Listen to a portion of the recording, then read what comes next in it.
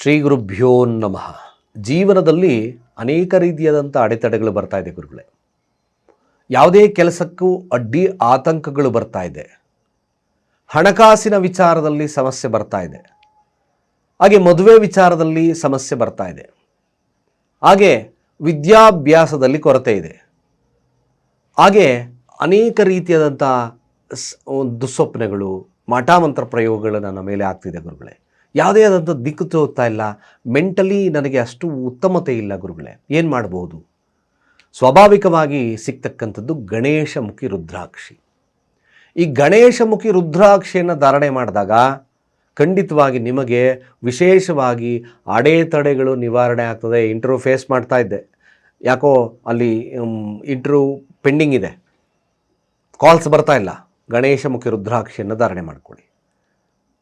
ಅನೇಕ ರೀತಿಯಾದ ಅಡೆತಡೆಗಳು, ಎಲ್ಲ ಕೆಲಸಕ್ಕೂ ಅಡೆತಡೆಗಳು ಬರ್ತಾ ಇದೆ ಗುರುಗಳೇ. ಗಣೇಶಮುಖಿ ರುದ್ರಾಕ್ಷಿ ಧಾರಣೆ.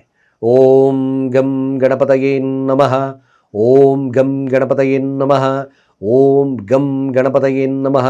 ರುದ್ರಾಕ್ಷಿಯನ್ನು ಮಂಗಳವಾರ ಧಾರಣೆಯನ್ನು ಮಾಡ್ಕೊಳ್ಳಿ.